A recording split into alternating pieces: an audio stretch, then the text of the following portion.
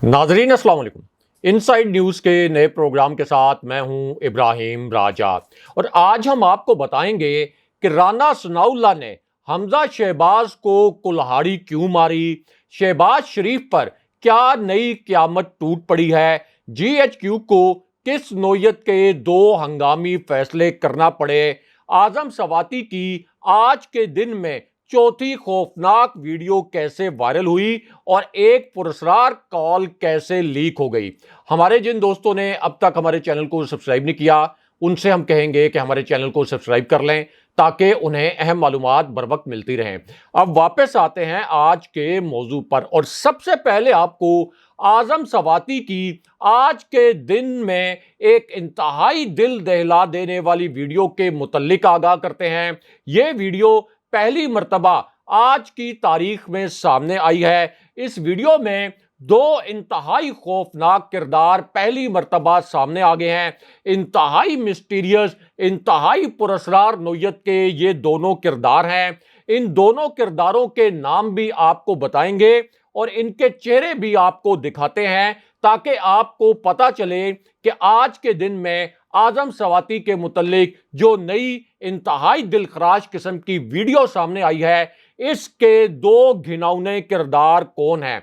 अब ये एक इंतहाई दिलखराश वीडियो है और इस वीडियो में जो मनाजिर हैं वो भी बहुत तकलीफ दे किस्म के हैं। ये वीडियो सोशल मीडिया प्लेटफॉर्म्स पर तो वायरल है, इसी वीडियो पर हजारों की तादाद में ट्वीट्स किए गए हैं और एक बड़ा मानीखेज किस्म का ट्रेंड भी इस वक्त ट्विटर पर इसी वीडियो के मुतल्लिक चलाया जा रहा है। लेकिन जो मेन स्ट्रीम मीडिया है, जो मरकजी न्यूज़ चैनल्स हैं, उन्होंने आजम सवाती के मुतल्लिक आज के दिन में सामने आने वाली इस वीडियो को मुकम्मल तौर पर सेंसर कर दिया है। मरकजी न्यूज़ चैनल्स ने इस वीडियो को नशर नहीं किया, इस वीडियो से जुड़ी खबर के मुतल्लिक कुछ नहीं बताया और इन दोनों किरदारों के नाम भी छुपा लिए।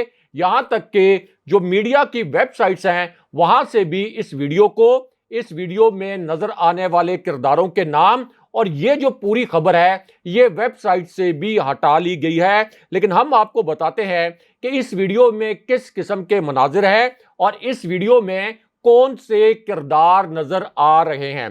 तो मामला यह है कि आज के दिन में सामने आने वाली ये वीडियो इंतहाई मजबूरी की हालत में अदालत के सामने रखना पड़ी। अब जिस वक्त ये वीडियो अदालत के सामने रखी गई तो अदालत के अंदर इंतहाई गैर मामूली सूरत हाल पैदा हो गई। कोई इमेजिन भी नहीं कर सकता था, कोई तवक्को नहीं कर सकता था कि अदालत के अंदर इस किस्म की सूरत हाल पैदा हो सकती है। अब इस दौरान एक तरफ तो अदालत में जज साहब के सामने बड़ी अजीबो गरीब किस्म की सूरत हाल पैदा हुई और दूसरी जानिब अदालत के बाहर से आजम सवाती की आज के दिन में एक बहुत ही खौफनाक किस्म की वीडियो वायरल हो गई। लेकिन इस वीडियो को भी मीडिया ने नहीं चलाया। लेकिन हम आपको बताते हैं कि इस वीडियो में और इस वीडियो से जुड़ी खबर में क्या है। तो मामला यह है कि जब आजम सवाती के केस की समाअत हुई तो जाहिर है कि एक खौफ का आलम था। सबको पता है कि आजम सवाती को किस वजह से हिरासत में लिया गया। अब इस समाअत के दौरान बाबर आवान ने आजम सवाती के वकील के तौर पर अदालत में एक ऐसा नुक्ता उठा दिया, एक ऐसा इंकशाफ कर दिया जिस पर जज साहब भी हक्का बक्का रह गए और इस नुक्ते पर और इस इंकशाफ पर अदालत में जो मौजूद सहाफ़ी थे उनके होश भी उड़ गए। उनके भी वहमो गुमान में भी नहीं था कि इस किस्म का कोई मामला इस अदालत में आ सकता है। और उसकी वजह यह है कि बाबर आवान जाहिर है कि एक बड़े कानूनदान तो हैं, लेकिन अल्फाज पर उनकी गिरफ्त बहुत ज्यादा है। बहुत मोहतात तरीके से वो अल्फाज को इस्तेमाल करने का हुनर जानते हैं। अब इसी समाअत के दौरान जज ने यह पूछा कि क्या आजम सवाती का पिम्स हॉस्पिटल में चेकअप हुआ है, क्योंकि नून लीग के जो करीबी सहाफ़ी हैं उन्होंने दावा यह किया था कि आजम सवाती का जो मेडिकल चेकअप हुआ उसमें आजम सवाती पर तशद्दुद साबित नहीं हो सका। लेकिन यह एक जाली दावा था कि आजम सवाती पर तशद्दुद नहीं किया गया। अब अदालत में एक खौफनाक किस्म का इंकशाफ हो गया और वो इंकशाफ ये हुआ कि बाबर अवान ने कहा कि मुअज़्ज़िज़ जज साहब, आप जिस पिम्स हॉस्पिटल की बात कर रहे हैं वहां पर कुछ पुरस्कार किरदार मौजूद हैं। कुछ पुरस्कार लोग वहां जाकर डेरे लगाकर बैठे हुए हैं। हम आपको कैसे बताएं कि पिम्स हॉस्पिटल में किस किस्म का माहौल है, वहां पे कौन से किरदार बैठे हैं जो डॉक्टर्स को मेडिकल लिखने से मना करते हैं और जो डॉक्टर्स को धमकाते हैं और डॉक्टर्स को कहते हैं कि आप हमारी मर्जी की मेडिकल रिपोर्ट लिखेंगे। यानी बाबर अवान का इशारा यह था कि पिम्स हॉस्पिटल में एजेंसियों के लोग बैठे हैं और मेडिकल रिपोर्ट में वही लिखा जाता है जो ये एजेंसियां कहती हैं। ये अगेन बाबर अवान का दावा था और उनका ये एक इल्जाम था। लेकिन उसके बाद बाबर अवान ने एक ऐसा इंकशाफ कर दिया जिससे अदालत में सन्नाटा छा गया और इस इंकशाफ में बाबर अवान ने ये अल्फाज इस्तेमाल किए कि जज साहब, हम आपके सामने और यहां मौजूद सब लोगों के सामने आजम सवाती पर तशद्दुद के बाद जो गहरे जख्म बने हैं वो तमाम जख्म अदालत में मौजूद तमाम लोगों के सामने और जज साहब के सामने दिखा सकते हैं। अभी दूध का दूध पानी का पानी हो जाएगा। अभी के अभी पता चल जाएगा कि आजम सवाती पर तशद्दुद किया गया या नहीं, क्योंकि आजम सवाती की एक खौफनाक किस्म की वीडियो वायरल हुई। एक वीडियो तो वो थी जिसमें यह देखा जा सकता था कि आजम सवाती का जो फार्म हाउस है उस पर छापा मारा गया। उसके बाद एक और वीडियो वायरल हुई जिसमें यह देखा गया कि उनके घर पर ऑपरेशन किया गया। 74 साल के आजम सवाती जिनके दिल में 3 स्टंट पड़ चुके हैं और उसके बाद फिर आजम सवाती की एक वीडियो सामने आई जिसमें उन्होंने कहा कि मेरे साथ जो बर्बरियत हुई है इससे बेहतर यह था कि फायरिंग करके मुझे मार दिया जाता। लेकिन इन तमाम हकाइक के बावजूद अब आजम सवाती का एक रोजा मजीद जिस्मानी रिमांड दे दिया गया है। लेकिन यहां पर army chief general Qamar Javed Bajwa के मुतल्लिक अलग से एक बहुत बड़ी खबर आई है। इसी खबर से जुड़ी अब एक हैरानकुन वीडियो भी सामने आ गई है और यह खबर बराह रास्त प्राइम मिनिस्टर हाउस में होने वाले एक ऑपरेशन के मुतल्लिक है। इस ऑपरेशन का ताल्लुक ISI के आला तरीन अफसरान से है और यह ऑपरेशन उस वक्त किया गया जब army chief general Qamar Javed Bajwa दूसरी मर्तबा अचानक प्राइम मिनिस्टर हाउस पहुंचे। यह बहुत एक गैर मामूली बात थी और army chief general Qamar Javed Bajwa जब प्राइम मिनिस्टर हाउस पहुंचे तो वो अकेले नहीं थे, उनके साथ आला तरीन फौजी अफसरान मौजूद थे। यहां तक के तीनों मुसल्लह अफवाज के सरबराहान DG ISI general Nadeem Anjum और इसके साथ साथ chairman joint chiefs of staff committee भी army chief general Qamar Javed Bajwa के साथ ही प्राइम मिनिस्टर हाउस पहुंचे। लेकिन यहां पर एक बहुत ही मानीखेज किस्म की इतला आ गई।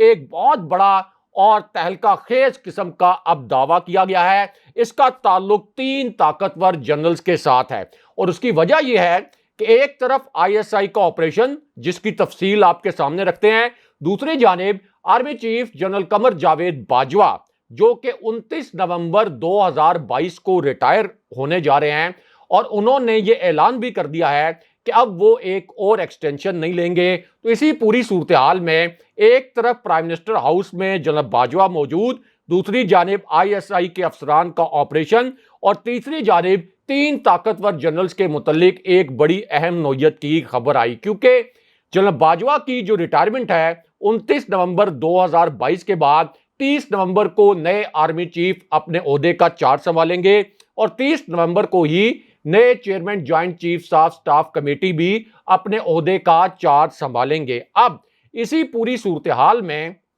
एक बहुत बड़ी इतला ये आई कि आसिफ अली जरदारी ने भी एस्टैब्लिशमेंट को और मियां नवाज शरीफ को और शहबाज शरीफ को एक जनरल साहब का नाम तजवीज कर दिया अगले आर्मी चीफ के लिए। लेकिन जो सबसे हसास खबर थी वो ये थी कि मियां नवाज शरीफ ने एक फैसला कर लिया है। यानी वो मियां नवाज शरीफ जो इश्तिहारी भी हैं, अदालती फैसलों के नतीजे में मुजरिम भी हैं और मफरूर भी हैं, उन्होंने एक जनरल साहब के मुतल्लिक ये फैसला कर लिया है कि वो उनको आर्मी चीफ बनाएंगे। ये नून लीग की जानिब से दावा किया गया और इस हवाले से जनरल आसिम मुनीर का नाम लिया गया, जिनकी मुद्दत मुलाजमत 27 नवंबर 2022 को खत्म हो रही है। लेकिन चूंकि जीएचक्यू से नए आर्मी चीफ की तकर्री के लिए जो फाइल मूव होती है वो 2 से 3 हफ्ते पहले मूव हो जाती है, इसलिए जनरल आसिम मुनीर इस वक्त सबसे सीनियर जनरल कंसिडर किए जा रहे हैं और इसी वजह से अगले आर्मी चीफ के लिए एलिजिबल भी कंसिडर किए जा रहे हैं। लेकिन इसी पूरी सूरत हाल में अब जनरल साहिर शमशाद मिर्जा, जो कि इस वक्त सीनियरिटी लिस्ट में दूसरे नंबर पर हैं, रावलपिंडी जैसी अहम तरीन कोर कमांड कर रहे हैं और रावलपिंडी की कोर का पाकिस्तान की सियासत पर हमेशा बड़ा गहरा असर रहा है। अगर पाकिस्तान में मार्शल लॉ वगैरह लगता है तो फिर रावलपिंडी कोर का जो किरदार होता है वो सबसे अहम होता है। और जो 2014 का धरना था पीटीआई का, उस वक्त जनरल बाजवा रावलपिंडी के कोर कमांडर थे और इसाक डार ने एक ब्रीफिंग में यह बताया था कि जनरल बाजवा ने 2014 में पीटीआई के धरने के दौरान मार्शल लॉ लगाने की मुखालफत की थी। तो रावलपिंडी कोर इस हवाले से बहुत अहम होती है।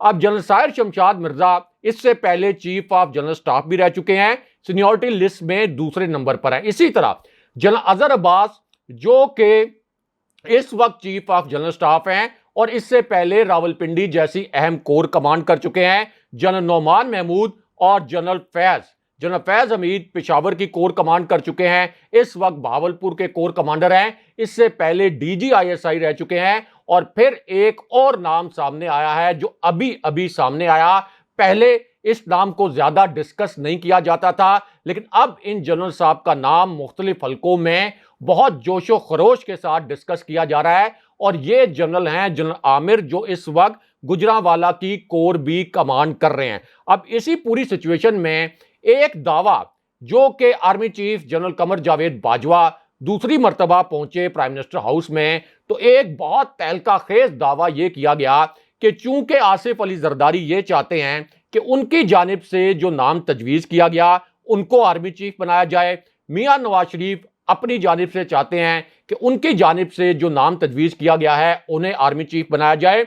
ये तमाम सीनियर लेफ्टिनेंट जनरल जो हैं इनका अपना एक बड़ा शानदार ट्रैक रिकॉर्ड होता है और इसी पूरी सूरत हाल में यह दावा किया गया कि army chief general Qamar Javed Bajwa, उनका भी एक तजवीज करदा नाम है कि इन 5-6 सीनियर जनरल में से किसको आर्मी चीफ बनाया जाए। जाहिर है कि जनरल फैज हमीद को तो आप यहां पर माइनस कर दें, लेकिन अब इस पूरी सिचुएशन में जब नून लीग की जानिब से यह दबाव डाला जा रहा था, मियां नवाज शरीफ की जानिब से यह दबाव डाला जा रहा था कि नए आर्मी चीफ की तकर्री का ऐलान अक्टूबर में कर दिया जाए, यानी जनरल बाजवा की रिटायरमेंट से 1-1.25 महीने पहले नए आर्मी चीफ के नाम का ऐलान कर दिया जाए, तो यह सूरत हाल जाहिर है कि किसी भी सिटिंग आर्मी चीफ के लिए या किसी भी एस्टैब्लिशमेंट के लिए कोई बहुत ज्यादा अच्छी सूरत हाल नहीं होती कि बहुत पहले नए आर्मी चीफ का नाम सामने लाया जाए। लेकिन यह पूरी जो साजिश है यह शरीफ खानदान ने की, खास तौर पर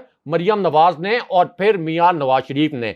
अब इस पूरी सिचुएशन में चूंकि इमरान खान साहब एक लॉन्ग मार्च भी कर रहे हैं, तो इसमें एक बहुत अहम नोयत की खबर आई है जो कि 3 ताकतवर जनरल से जुड़ी हुई है, जो कि army chief general Qamar Javed Bajwa से जुड़ी हुई है और उन जनरल से जुड़ी हुई है जिनके नाम हमने आपके सामने रखे। क्योंकि जब इस किस्म के लॉन्ग मार्च होते हैं और किसी भी हुकूमत के लिए मुश्किल सूरत हाल होती है, तो ये एस्टैब्लिशमेंट के लिए एक आइडियल मौका होता है कि वो जाकर उस हुकूमत के सामने अपने मुतालबात और अपनी ख्वाहिशात रख देते हैं और फिर डंडे के जोर पर कहते हैं कि अब आप हमारा ये मुतालबा माने।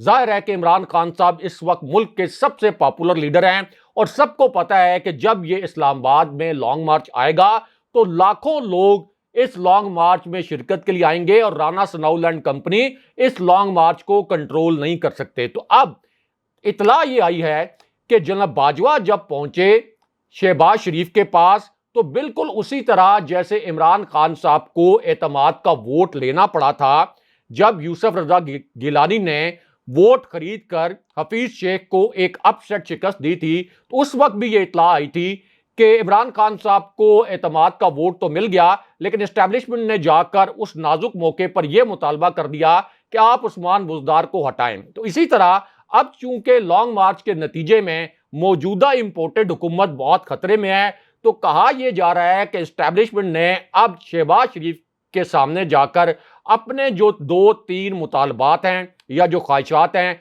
वो उनके सामने रख दिए हैं। और इनमें से मुमकिना तौर पर एक ख्वाहिश ये भी है, एक मुतालबा ये भी है कि जो अगले आर्मी चीफ का तकर्रुर हो उसमें एस्टैब्लिशमेंट को मुकम्मल तौर पर ऑन बोर्ड लिया जाए।